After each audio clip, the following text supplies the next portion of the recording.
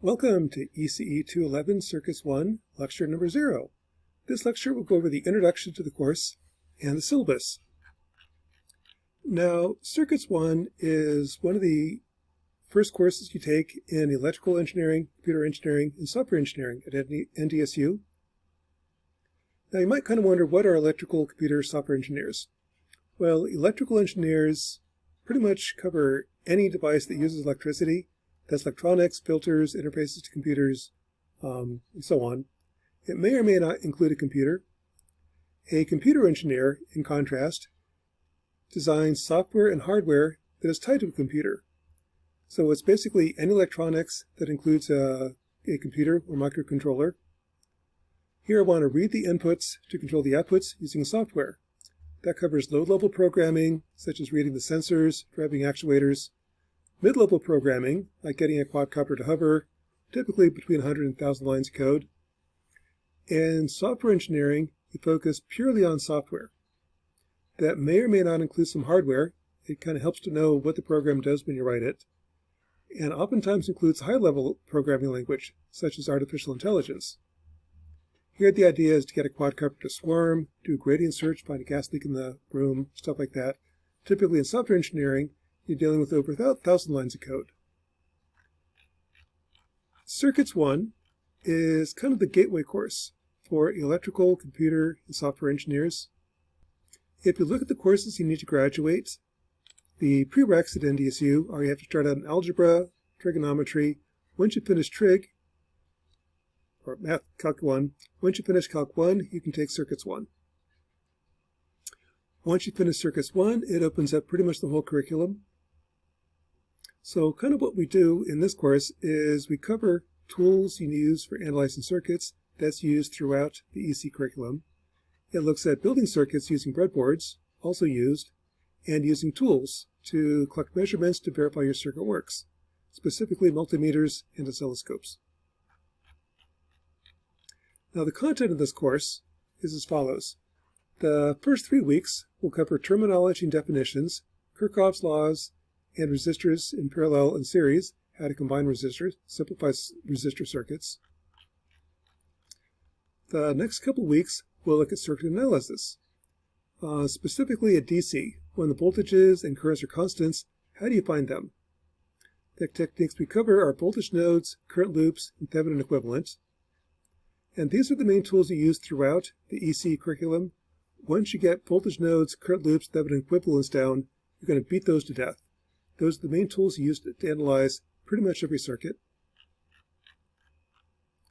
The following weeks, we'll look at analyzing circuits with op-amps. Op-amps are high-gain amplifiers and kind of a fundamental building block for most, if not all, circuits. We'll look at op-amp circuits, capacitors, inductors, and how to solve differential equations using numerical techniques, specifically MATLAB. We will then look at analyzing AC circuits. When the input's a sine wave and time varying, how do you find the voltages and currents? We'll look at complex numbers, phasors, that's circuit analysis with complex numbers, and then circuit analysis with phasors. Finally, at the end of the semester, we'll look at solving differential equations for RC circuits and RL circuits. So those are the topics covered in Circuits 1. Course information. I'm Jake Lauer. This course is offered in person, spring and fall semesters, online only over the summer. My office is the ECE 201, also on Zoom. My office hours depends on the semester.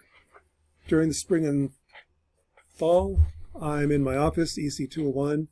Over the summer, it's more online. If you ever need to get a hold of me, just shoot me an email. I can open up a Zoom link and meet with you, or answer your questions over email.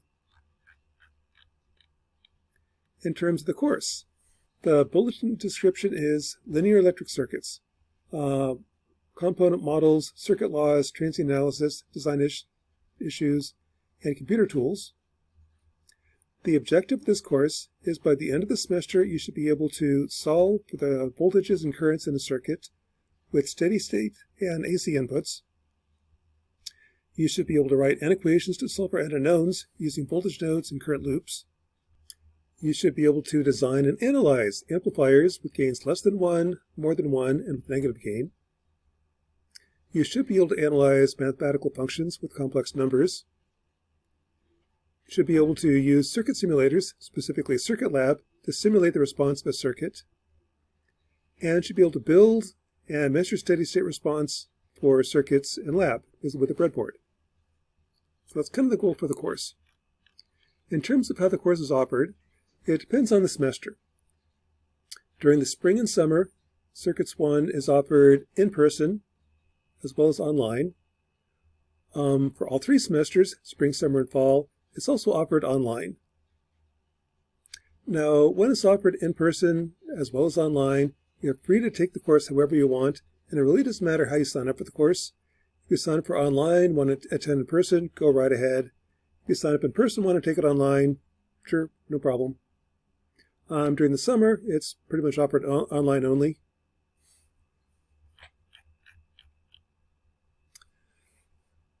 So when it's offered in person, you can take the course any way you want.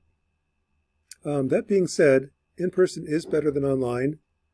From course evaluations and grading, in person tends to be more effective than online. That's not too surprising. We've been offering in-person courses for 30 plus years. Online is pretty much since 2020. So we're better at online or in-person classes than online, but sometimes online works out better. However you take the course is totally up to you. Just understand that in-person, by and large, is better than online. In terms of the resources you need to take the course, you're going to need MATLAB and a calculator. Now, MATLAB is free and available to all ECE students, or all NDSU students. If you want to get a copy of MATLAB, just go to Bison Academy.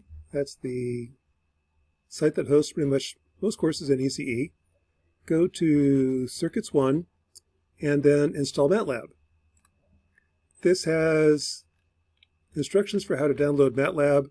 You'll need to use your NDSU ID.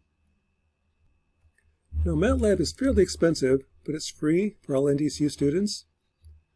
You just have to use your NDSU email address. We'll talk about more of that later. In terms of calculators, you need a calculator that can handle complex numbers.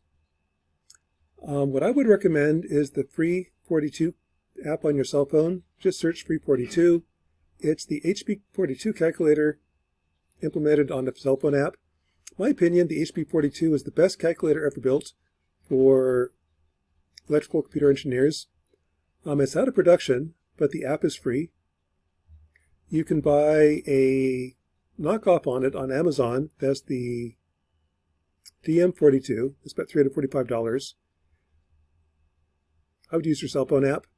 If you want a current HP, that's the HP Prime, $136 on Amazon. A lot of students use TI-84s. Whatever calculator you use is totally up to you. It just needs to be able to do complex numbers. Again, use the free one, Free42 app. The textbook for this course. The textbook is on Bison Academy. Again, if you go to the web, go to bisonacademy.com. This has textbooks for more than a dozen ECE courses. Go under 211. Here's the homepage for this course, Circuits 1. All the lectures are posted, so here's your textbook, in landscape format and portrait format. All the lectures have been recorded and posted on YouTube. If you want to binge watch with your friends and neighbors, here's a YouTube playlist that will let you watch pretty much all the courses. It also has the homework sets and labs. Now, there's a couple reasons I use Bison Academy rather than Blackboard or some other resource. Bison Academy gives you total access to all course material throughout the semester you're taking the course. Before you're taking the course, if you want to see what the course is like. After you took the course, if you want to use it as a refresher. And to me, that's kind of important. In electrical computer engineering, it's a building process. Stuff you learn in Circuits 1 is used in Circuits 2. Stuff you use in Circuits 2 is used in electronics and so on. We want you to remember and use information that you took from previous courses, And Bison Academy gives you that access to that information. So whenever you need a refresher, it's there and available. It's also heavily used. Bison Academy is currently receiving over 1.8 million hits per year. So it's a good resource used by many, many students.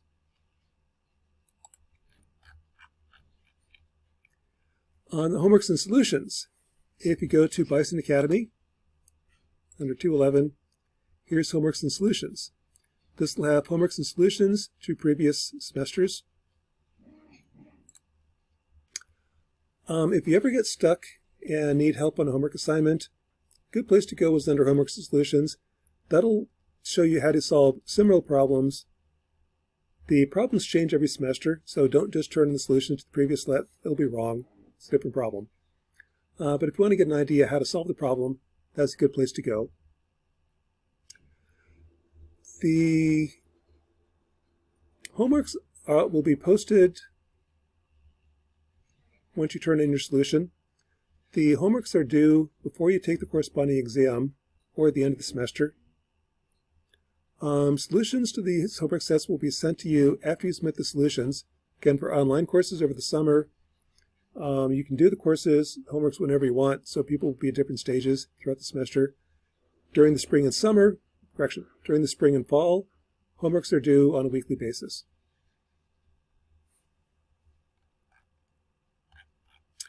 To submit a homework set, what works best is to create an electronic copy, like use MS Word or JPEG images.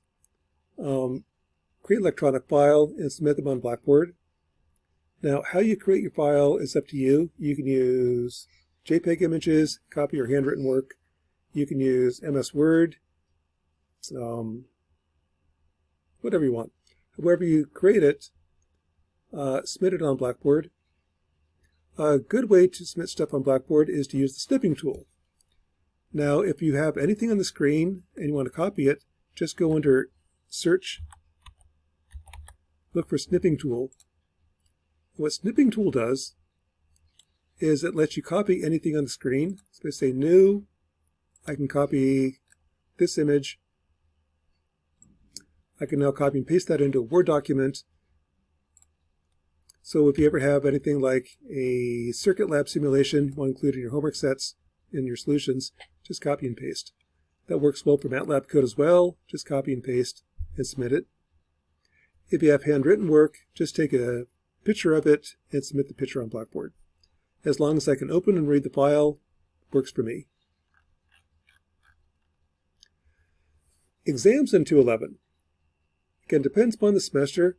During the summer, Circuits 1 uses mastery learning. What that means is you can retake the exam up to 3 times. The highest score wins. So once you take the first exam, if you didn't do quite as well as you hoped, you can retake it again 2 more times. The reason for that is Circuits 1 is kind of fundamental. The techniques we learn in this class, the current loops, voltage nodes, Thevenin, stuff like that, that's used extensively over the next 4 years. If you get a firm grasp on these concepts and these topics, you can do much, much better in the follow-on courses. So really what's important in this class is learn, understand, get familiar with the techniques, current loops, voltage nodes, Thevenins. Get those down. If you master those, you can do much better in follow-on courses. So likewise, you can retake the tests over and over again. Your final grade is based upon how well you've mastered the concepts by the end of the semester. Grades are due at the end of the semester, so there is a cutoff. If you mess up the first exam, you can retake it. Now, Circuit Lab is going to be used extensively in this course. It's actually used extensively throughout the next 4 years at NDSU. Circuit Lab is located at circuitlab.com. Some students like to use Chegg and AI. Those do exist, but those are highly discouraged. If you want to check your answers, just go to Circuit Lab. In Circuit Lab, you can input your circuit, find the voltages, find the currents. Your calculations should match Circuit Lab. So really, once you have Circuit Lab, you don't need Chegg, you don't need AI. Circuit Lab will tell you what the answers are. The challenge is how do you calculate the answers to come up with the same answers as Circuit Lab. So again, Chegg does exist, AI does exist. I would discourage using those. Just use Circuit Lab. To use Circuit Lab, it's free. Just go to Circuit Lab, sign up using your NDSU email address. And what that means is you got to use your student name at ndsu.edu. Again, NDSU pays for NDSU students.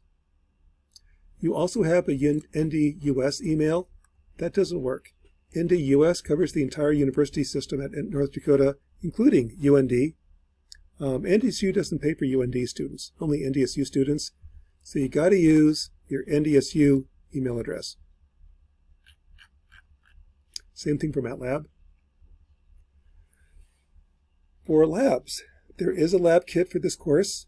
It's free for all ECE students. You can pick one up in ECE 201. We're glad to mail one to you as well. If you want to see what's in the lab kit, just go to, so if you go to Bison Academy, then under lab kits, here's what's inside the 211 lab kit. It's got an oscilloscope, function generator, breadboard, multimeter, and a bunch of other stuff. You can be using that throughout the semester. Now there's a lab kit for ECE 211 Circuits 1. The lab kit is free for all ECE students, one lab kit per student. You can pick one up in ECE 201, my office. Also glad to glad to mail you one to online students. Just send me your mailing address, one kit per students, and contest free per year. It pretty much includes an oscilloscope, function generator, breadboard, multimeter, stuff like that. A full description is just go to Bison Academy.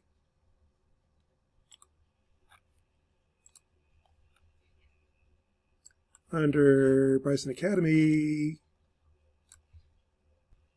go to bisonacademy.com. Under Labs, under 211 Lab Kit, here's usually what you can find on lab kits. We'll talk more about that later.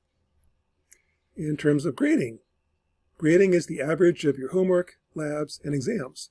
There are 3 exams. Your final grade at the end of the semester on the exams is averaged in with the homework and labs, rounded to the nearest 1%. 90% an A, 80% a B, 70% a C, and so on. And legal stuff, attendance is expected. How you attend is up to you. If it's during the spring and fall, in person, online, live stream, your choice. In the summer, it's online. If you have a special need, let us know how to accommodate you, and we will. As for academic honesty, kind of the point is our graduates design pacemakers, defibrillators, flight controllers. If you can figure out a way to get through this course without learning anything, please don't. The material in this course is used throughout the next 4 years. If you get through the course without learning anything, you're really going to struggle in the follow-on courses. You're really going to struggle when you graduate to get a job. This course, the material that we cover is important. You're going to use it for the next 4 years. You can use it on your job. Learn the material. You're going to need it.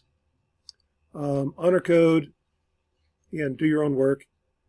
If you're a veteran, student soldier, we will accommodate you somehow. So that's kind of the course as an overview. Circuits 1 is kind of a fun course where you get to learn how to analyze circuits, build them, test them, and validate your designs. That's the whole reason you went into electrical computer engineering. You want to build stuff. So here's the first course where we actually get to build stuff. That's Circuits 1 as an overview, and then we'll continue on with the next lecture on Circuit Lab and MATLAB.